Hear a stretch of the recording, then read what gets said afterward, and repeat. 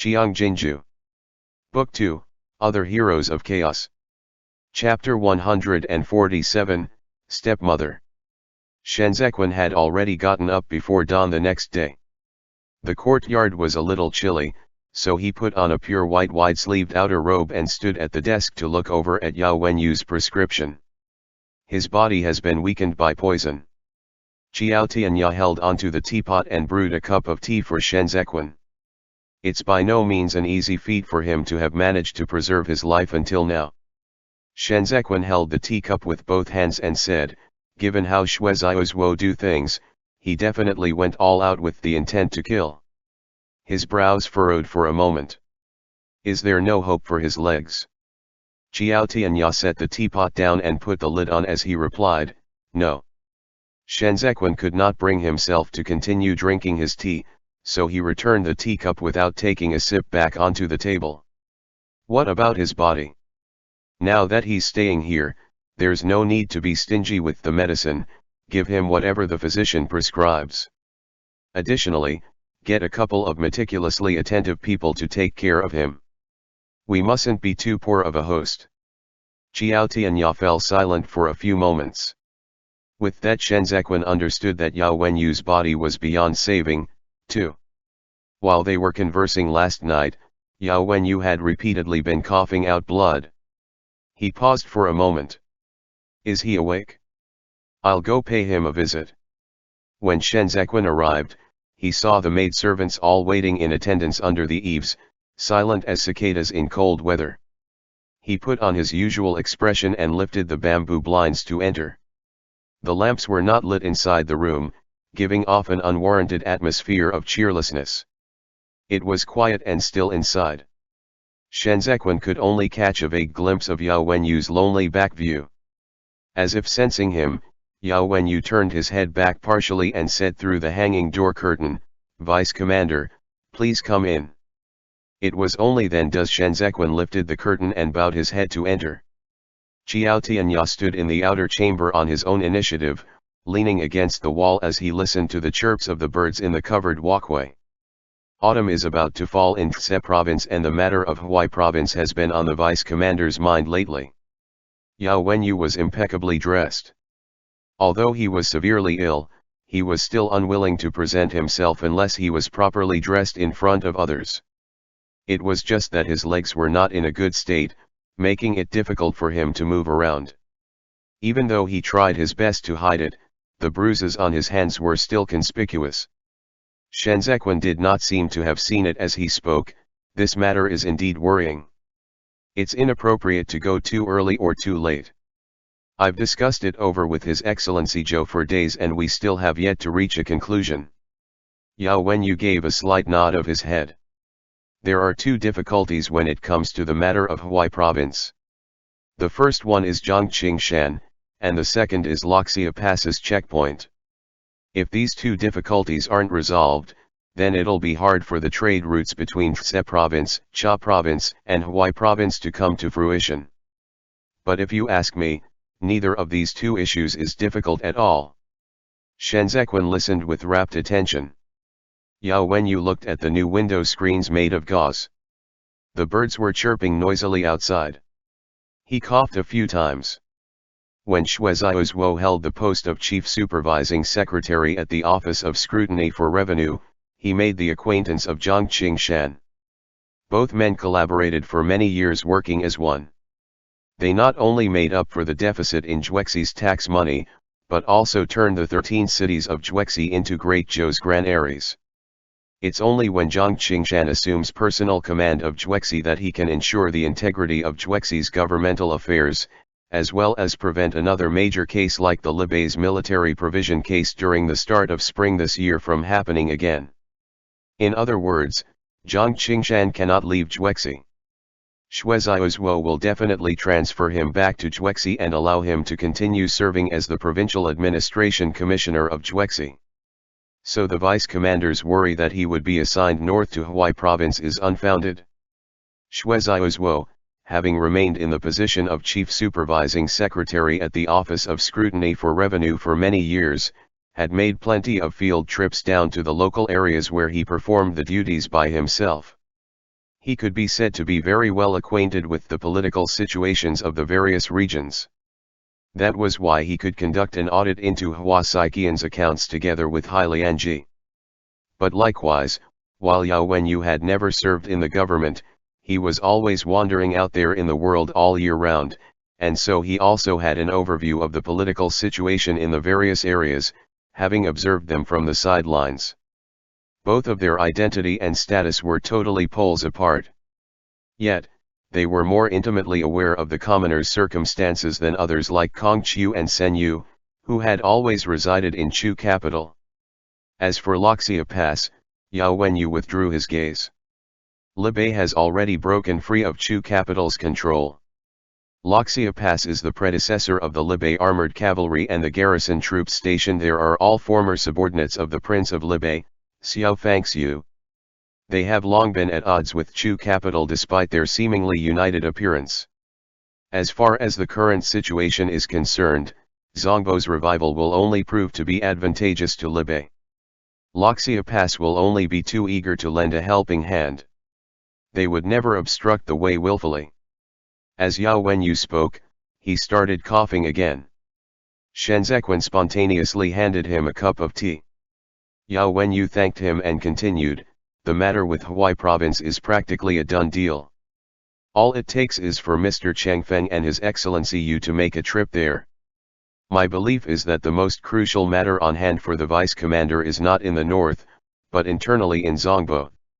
The two prefectures of Dun province and Duan province to the east can be discussed later, but Fan province must be taken down and secured with great haste." ******. The discussion went on until noon, when Fei Sheng came to deliver the medicine.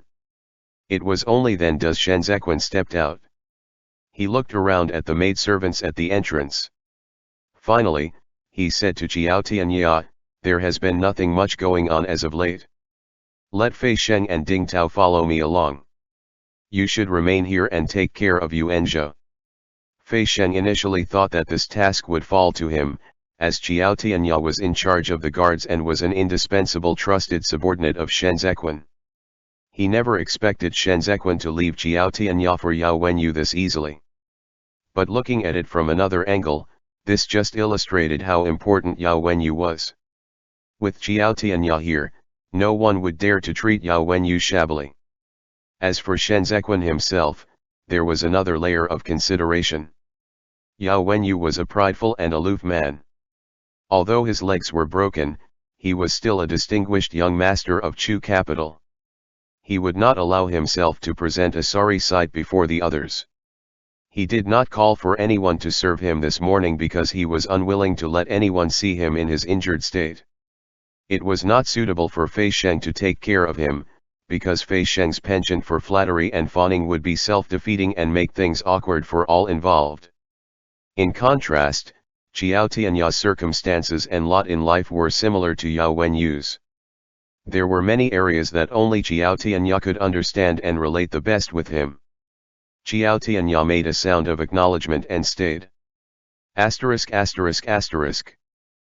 matters regarding Huai province was needed to be discussed in detail with Zhou Gui, Shenzhequan spent the next few days in Zhou Gui's study. The advisors in Tse province all wanted to catch a glimpse of Yao Wenyu in person, given his long-standing and well-acclaimed reputation, but Shenzhequan declined all of their visiting cards on the grounds that the man himself had still yet to recover from his illness. After Xiao Qiye received the letter, he turned back to call for Wu Ziu and got him to find a military craftsman to head to Tse province to craft a custom-made four-wheeled vehicle for Yao Wenyu. Wu Ziu had been with Xiao Qiye for a month, and his troops got along best with the imperial army, gradually bonding over a shared hatred for a common enemy. Since the soldiers from the combat battalions looked down on them, they would not suck up to said soldiers just to end up snubbed either. Each time the army provisions were delivered to the camps, someone would check them, and once the supplies were confirmed to be in good order, they would head back the same way to Bayanbo camp, where they would then stand guard so as to avoid conflicts with the other camps. What kind of four-wheeled vehicle? A bare-chested Wu Ziu followed behind him. Is it for our military sieges, transporting supplies, or Tantai, who looked back and jokingly punched Wu Ziu as he scolded with a laugh, "Are you the one going, or is the military craftsman the one going? It's the master's orders, so just make it happen." Wu Ziu answered, "I've got to at least get the details clear, so that I can prepare the materials before heading out." The military craftsmen of Libei were extremely skilled, with excellent workmanship, and the materials they used were all produced in the Hanjian Mountains.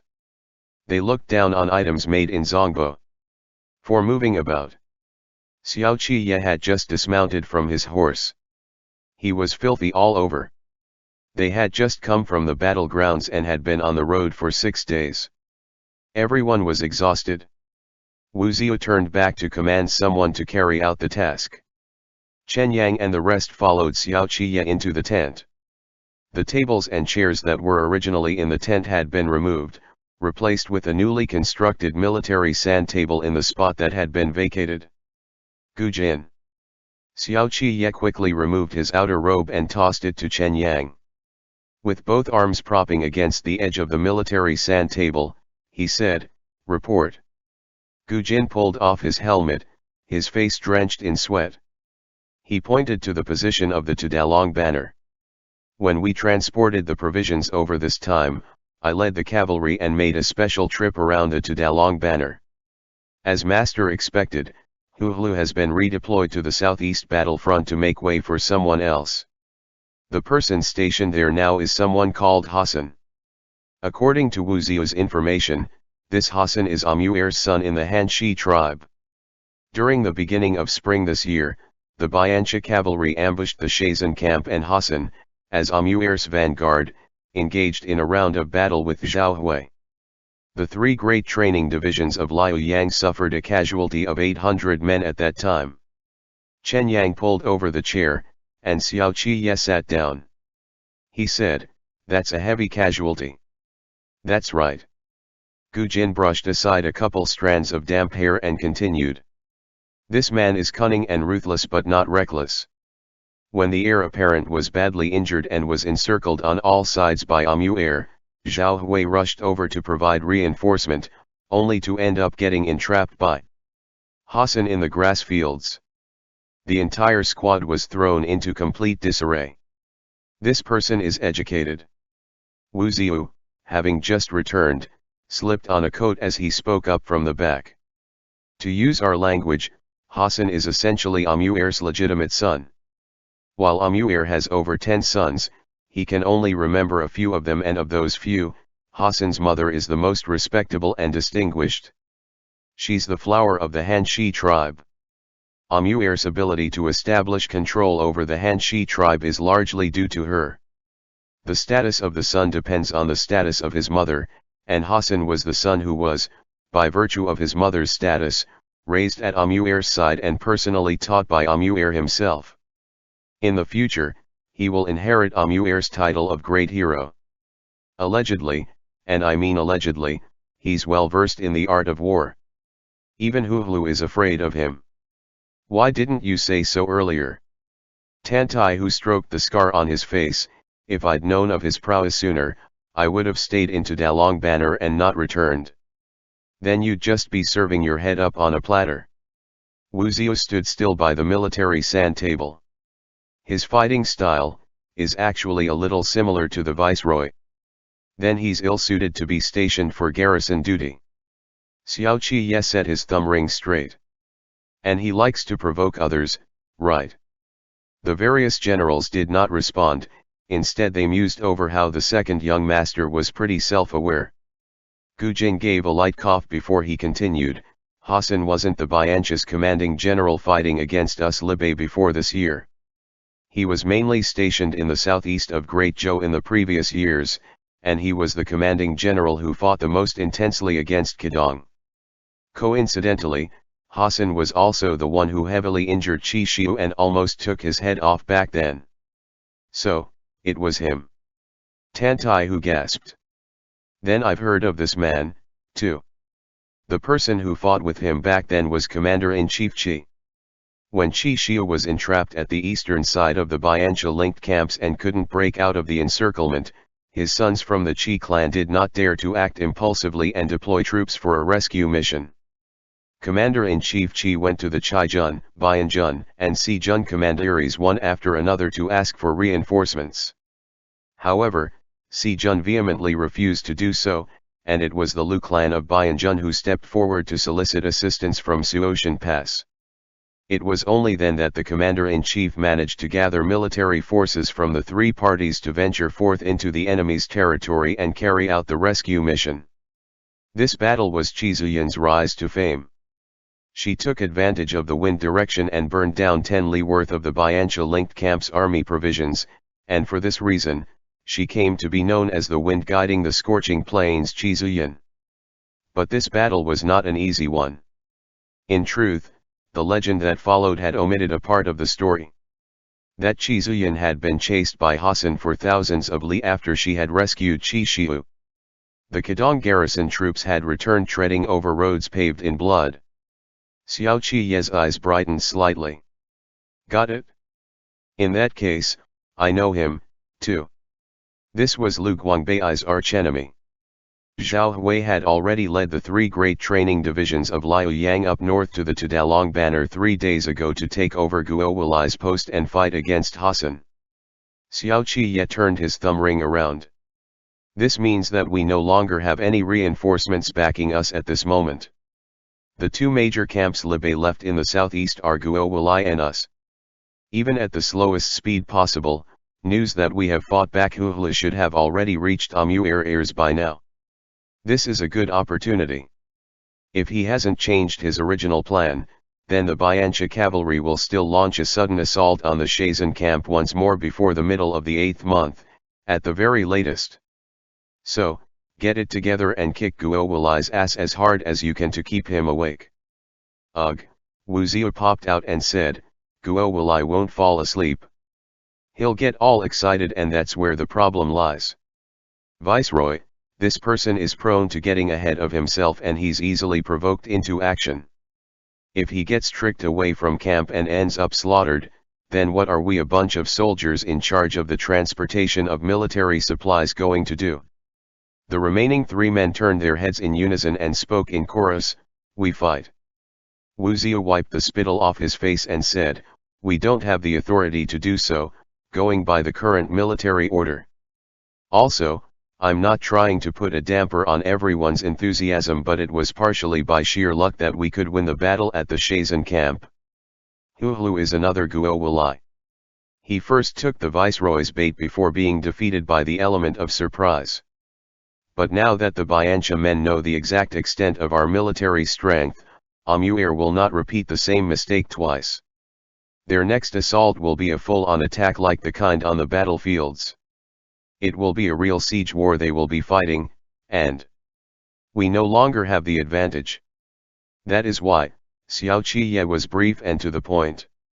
While you were kicking Guo Wuli awake, tighten the collar around his neck and keep the leash on him. Even if he dies, he has to be strangled to death. No one was willing to deal with Guo Wuli. They nearly came to blows during the handover of the Shazan camp. Chen Yang and Tan Tai who still remembered the incident with Gu Jin. Guo Wuli did not give a damn about Xiao Qiye at all. In fact, maintaining a status quo like this was very dangerous. It would be an uphill task to accomplish anything if the generals were not of one mind. Even if Xiao Qiye had extraordinary powers, it would be meaningless in the face of a mighty force with thousands of soldiers and horses. Moreover, the enemy forces were not fools, the old vulture who personally commanded was smart as hell. Xiao Qiye tilted his head up a little and stared at the top of the tent as he said to himself, so damn annoying. Chen Yang, who had been quiet all this while, flipped open the book and said with a solemn expression, and now I'll convey a piece of message from Tse province sent by the young master. Young master said. Xiao Qiye abruptly shifted his gaze over and said, I'll read it myself. The marriage alliance between the Hua and Qi clan will take place in 3 days. Chen Yang paused for a moment, then continued to read Shen Lanzhou's original words without emotion. It's a joyous event for the commander-in-chief Qi to have gained a stepmother. What shall we send as a gift? Xiao Qiye's smile was perfunctory. Send her our congratulations. End chapter. Qiang Jin Jiu. Book 2, Other Heroes of Chaos. Chapter 148, Victory and Defeat. At the third quarter of the hour of yin, Qiao Tianya lifted the curtain open. Yao Wenyu was talking in his sleep. The pain in his legs had made him sweat even in his sleep. The bedding was not that thickly padded, and as it was not yet the rainy season in Tse province, the windows were open with the bamboo blinds swaying in the wind. Yao Wenyu lay in the embrace of the wind, as if pillowing upon the rain of spring. Several months ago, the trouble with the Imperial Academy struck the Imperial Court officials of humble origins right in the face. Kong Qiu and Sen Yu were the first to bear the brunt of it. Even Yao Wenyu was not spared either. After the storm blew over, Yao Wenyu received shelter and protection from Kong Qiu and hardly appeared publicly in Chu capital. Instead, he accompanied Hai Lianji on Mount Bodhi every day, until the day his horse carriage was ambushed. That day, Yao Wenyu came face to face with Xue Zaiozhuo. Xue Zaiozhuo and Yao Wenyu were fellow students. Long before Hai Lianji, they had both studied alongside one another in Mr. Changzong's school. Hai Lianji had been partial to Yao Wenyu initially because of old Master Yao. At that time, Xue Zaiozhuo had already sent 3 visiting cards to Hai Lianji in the hope of being accepted as the latter's disciple, but all his attempts were rebuffed by Hai Lianji. Yao Wenyu often heard Shi Hongxian talk about Xue Zaiozhuo because Xue Zaiozhuo lived in difficult circumstances during his early years in the Xue residence. After the death of his father, the respective factions within the Xue clan fought tooth and nail with one another over their inheritance of fields and mansions, stirring up such a ruckus that everyone in Chu capital came to know about it, and it was for this that the noble clans held them in contempt. The eldest legitimate son, Xue Zaiyi, was a pretentious man feigning to be a man of letters. He knew nothing about the classics, yet he was constantly tricked into spending tremendous amounts of silver for them all day long. In just a few years, the Xue clan's wealth had been squandered away clean. The branch families of the Xue clan gradually drifted away from the main family, hardly bothering to continue sponging off them. Xue Zaiyi spent all day fooling around. He wanted to join the Hanlin Academy, so he had a great number of gifts sent to Hua Saiqian, who was then concurrently holding the posts of Hanlin Chancellor and Grand Secretariat's Grand Secretary. It was all in a desperate attempt at sucking up that only resulted in him getting snubbed. Even the Marquis of Helion and the Fei clan viewed him with disdain. Everyone had thought that it was the end of the Xue clan, yet it was at this moment that Xue Zaiozhuo made his breakthrough. His initiation into the Hanlin Academy was legitimate, done through proper channels by passing the examinations. Hai Lianji was the one who critically reviewed the works back then, and Xue Zaiozhuo's essays on contemporary politics were outstanding. It was not by chance that his name appeared on the list of those who passed. Yao Wenyu had read all of Xue Zaiozhuo's essays on contemporary politics. The Xue Zaiozhuo who had been freshly minted into the Hanlin Academy was brimming with drive and energy. One could even see Qi Huilian's shadow in him. He repeatedly submitted memorials to the emperor to speak on the resurveillance of fields in the local areas, which was what Qi Huilian had left unfinished back then. Take the 8 cities of Chu capital as an example. The noble clan seized up the commoners' farms and fields without reporting it to the authorities, thereby cancelling out the land tax of 10,000 hectares of fields. This was something that could not be discerned from audits when the Ministry of Revenue was under the control of Wei Huigo and the likes of him. However, Xue Zaiozhuo did not meet someone like the Crown Prince of the Eastern Palace who could protect him. His memorials offended not only Hua Saiqian but also the various imperial court officials from the noble clans at that time. He even offended Pan Rugui. All these people were later inextricably tied to the case of the Zongbo troops' defeat. They had long formed an alliance between themselves during the end of the Yanji era. Even the seemingly marginalized Maquis of Helion and the Fei clan had made moves to encroach on the commoners' fields in Dan City. Xue Zaiozhuo was like a baby rabbit caught in a siege, stirring up a storm on the imperial court. The denunciation came hard and fast. Hua Saiqian used Xue Xiaozhuo as an excuse to strike against Hai Lianji, who had promoted Xue Xiaozhuo, as well as the officials from humble backgrounds that Hai Lianji represented. Those days were difficult. Even Yao Wenyu, who was out there roaming the countryside, could hear snippets of rumors about it. Officials who were demoted back then included Kong Qiu, and minor, low-ranked officials like Liang Qiushan also inadvertently got caught up in the crossfire. Hai Lianji managed to dodge Hua Saiqian's blows and withdrew from his position as the last of the Deputy Grand Secretary of the Grand Secretariat, thereafter minimizing his participation in the imperial court discussions. Those from humble origins once again entered a stage of hibernation. Xue Xiaozhuo's future became limited and he was publicly censured by Hua Saiqian. He had only just joined the imperial court, and his seat in the Hanlin Academy had not even been fully secured before he was demoted to the position of a mere writer for the revision of state history. However, it was not out of fear that Hai Lianji retreated and made concessions back then. Rather, it was the beginning of the humble officials' preparations to fight back. Hai Lianji had long been concerned about the predicament of the state treasury. Instead of raising difficult questions from within Chu capital, they began to investigate from the local area's account books. The person Hai Lianji chose at that time was Xue Xiaozhuo, and it was all at the behest of Hai Lianji that Xue Xiaozhuo would go on to be the chief supervising secretary at the Office of Scrutiny for Revenue. Xue Xiaozhuo did not let Hai Lianji down either. After going through that round of denouncements, he had become a lot more prudent and experienced.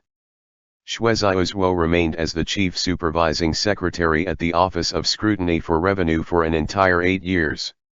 He ought to have been promoted a long time ago, according to his appraisals during this period. However, Hai Lianji held him back and had him placed at the bottom to temper and hone him. Yao Wenyu felt that this man was truly born to be an official, because he understood Hai Lianji's intent all too well.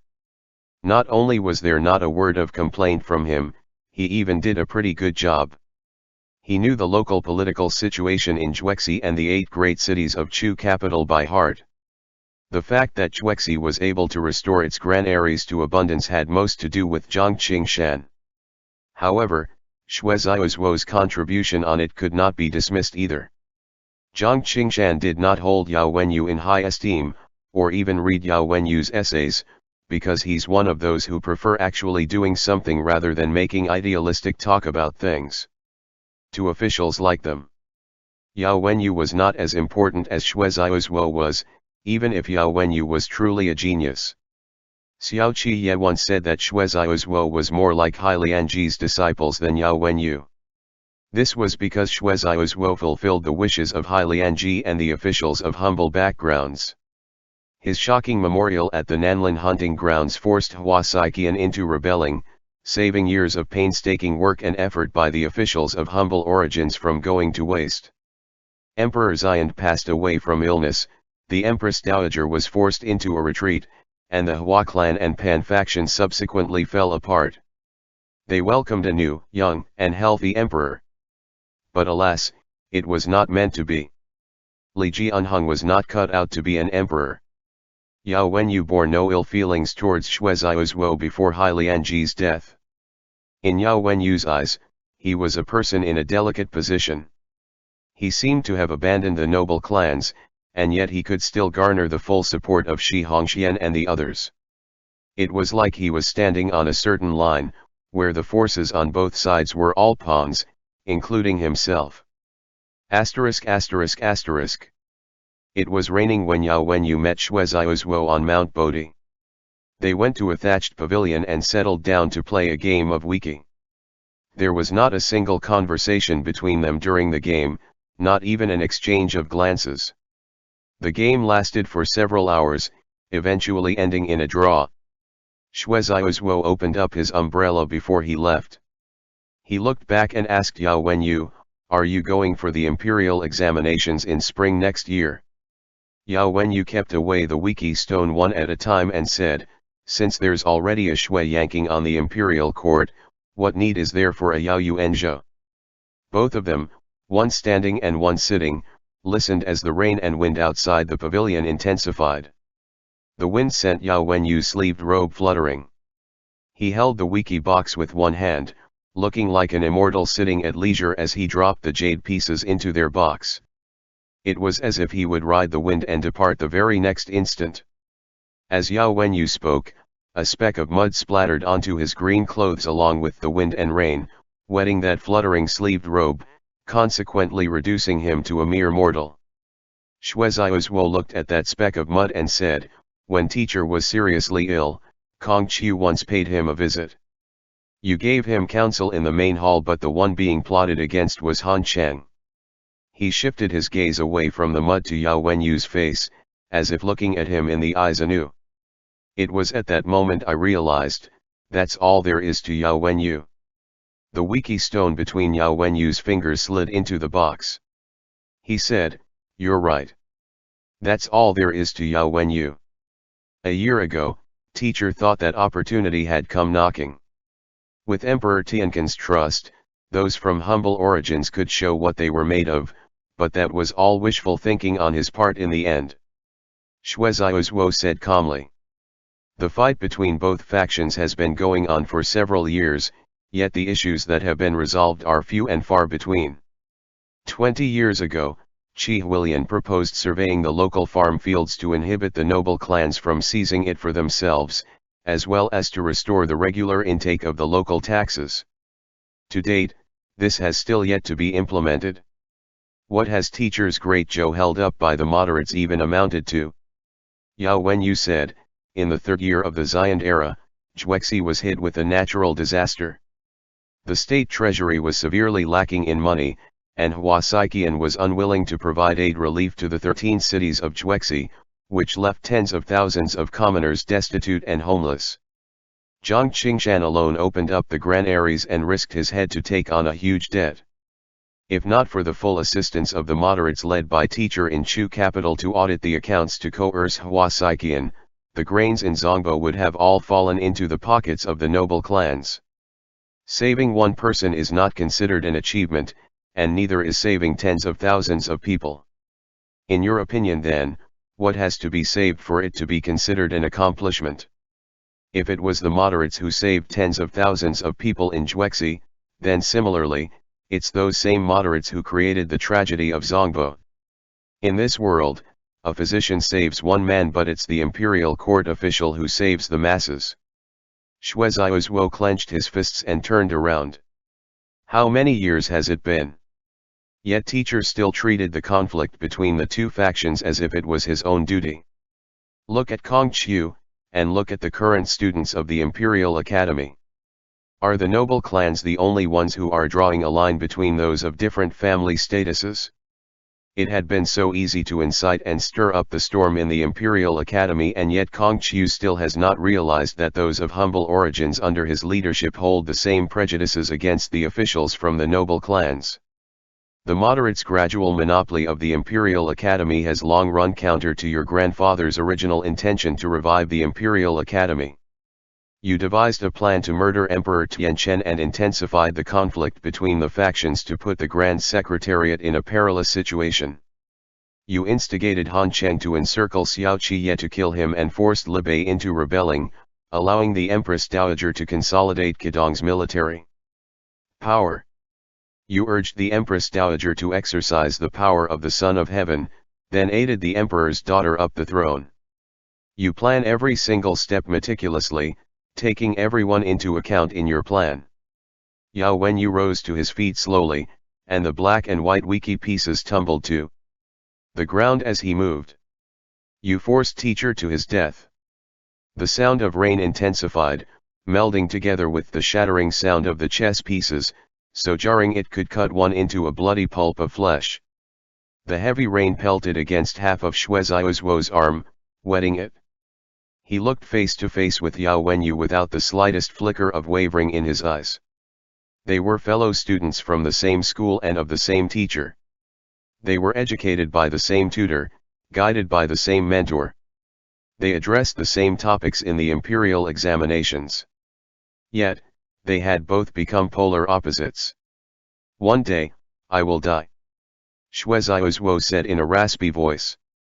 Regardless of whether I will be forsaken and deserted by all, or bring ruin and infamy upon myself, I will walk along this path to the very end. You stop at nothing to kill others and yourself. Yao Wenyu released his grip on the wiki piece. You won't be able to save all of the so-called masses in the world. The restoration of Great Zhou is nigh, this very moment. Shui Ziozhuo pressed in a step closer. The conservative noble clans have been purged, the leaders of those from humble backgrounds have all suffered a setback, and the calamity that is the eunuch clique no longer exists.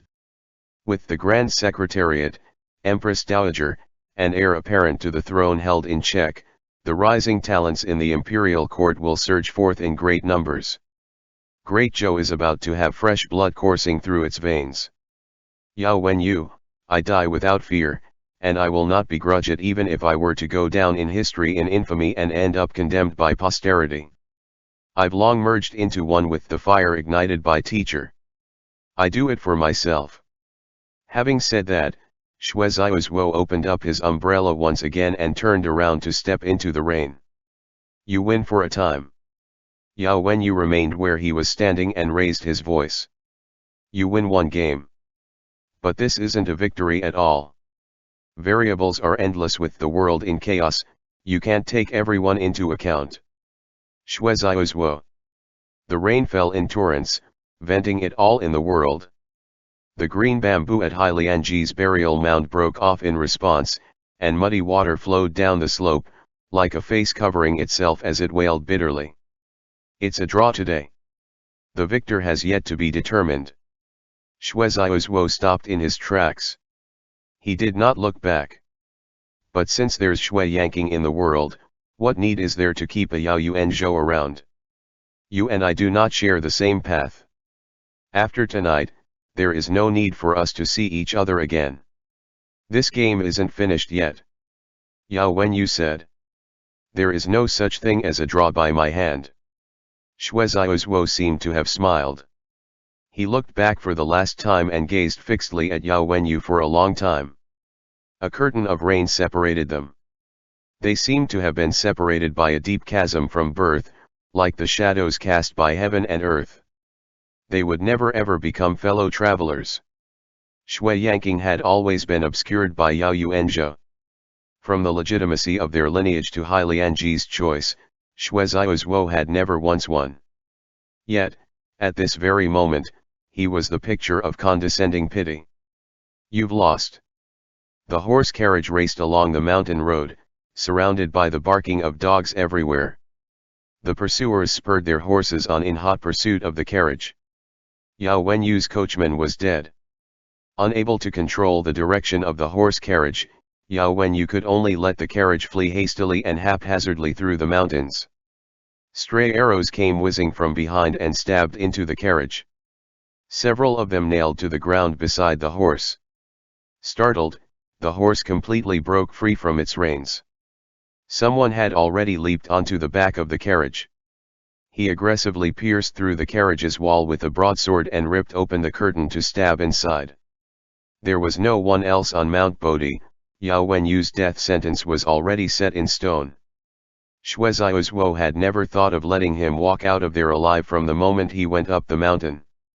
The horse carriage overturned and fell into a ditch, damaging its walls in the process, and Yao Wenyu felt like his internal organs had gone tumbling with it. The horse fell so hard it was in pain. Yao Wenyu released the reins, and it got back up with difficulty. The growls of the dogs at the back were too vicious, and the horse continued to flee with one leg limping. Yao Wenyu did not have a saddle, and among the jolts and bumps, he was nearly swiped off the horse by the branches. However, this horse had only galloped for a mere moment where an arrow shot it in another leg. The pursuit of the killers had already reached the foot of Mount Bodhi. The person taking the lead was worried that they would miss the perfect timing and delay matters should Yao Wenyu's escape attempt continues.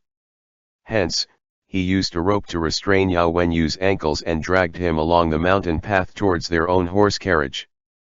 The rain had subsided some while this had been happening, and the sky had still yet to darken.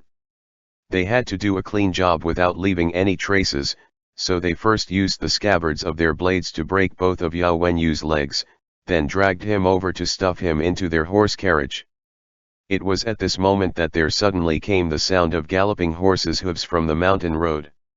Realizing that this did not bode well, the leader of the pursuing troops yanked the carriage curtains down and shouted with urgency, "Put your blades away." The party that had arrived was an ostentatious display of extravagance. The escorts on both sides of the horse carriage were all men from the 8 great training divisions who filled up the already very narrow bridle path. The leader of the pursuing troops signaled for the carriage driver to pull aside the horse carriage, and all of them stood subserviently in a row to make way for the other party. Yao Wenyu's mouth was gagged. His entire body spasmed as it throbbed with excruciating pain, but his mind was still clear. As he dripped with sweat, he knocked his forehead against the wooden plank of the carriage. When the leader of the pursuing troops heard sounds coming from the carriage, he signaled his subordinates with his eyes. One of them promptly whipped the horse several times and bellowed at it to cover up the sounds made by Yao Wenyu. But the company did not leave. The curtains from the carriage crammed in the middle lifted to reveal the commandery Princess Zayu dressed in the fashion of a married woman. She furrowed her brows slightly and said, "Don't make a racket, there's a young child in the carriage." Yao Wenyu recognized the commandery Princess Zayu's voice. A vague sound escaped from his throat, and he slammed his forehead hard until it was bloody red. Commandery Princess Zayu suddenly spoke up. "Is there someone in the carriage? Tell your master to see me." Having recognized her, the leader paid his obeisance to her and gave an excuse, "It's my master's mistress.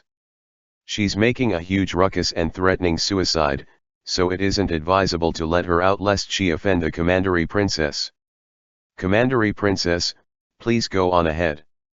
Commandery Princess Zayu arched her willow-like brows.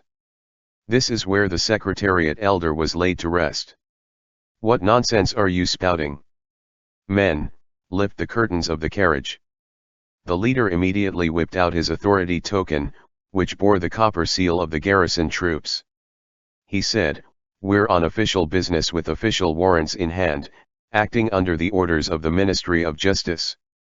"Commandery Princess, how can a person without official authority meddle in affairs of the court as you please? Even if the Marquis of Helion is here in person today, he wouldn't be allowed to lift the curtain by force." Ever since marrying into the Pan clan, the commandery Princess Zayu had been living in Dan City. After Hai Lianji's death, she followed her husband to the capital. She had originally arranged to visit the Yao clan today, but who knew that the married couple would arrive only to learn that Yao Wenyu had yet to return from his trip into the mountains. She was familiar with Yao Wenyu's character. He would definitely not miss an appointment without reason, and so she had her carriage driven over to take a look. She was already of the firm belief that this group of people before her was up to no good. The leader of the group figured that there was nothing that the commandery Princess Zayu could do. No one from the Fei clan of today was an influential minister serving in the imperial court, so the Marquis of Helion would not go around offending people rashly. With this thought in mind, he sneered, "If the commandery princess isn't moving, then we'll be taking our leave first." However, before he could move, he saw the guards from the 8 great training divisions hold down the hilts of their blades in unison.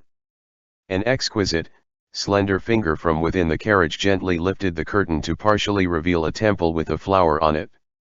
The narrow-sleeved palace wear of a court lady trailed down to the floor of the carriage, exposing the tips of satin shoes of exquisite quality, while eastern pearls hung down at the edge of her collar. Her voice was soft and gentle. "If the commandery princess doesn't have the right, how about me?"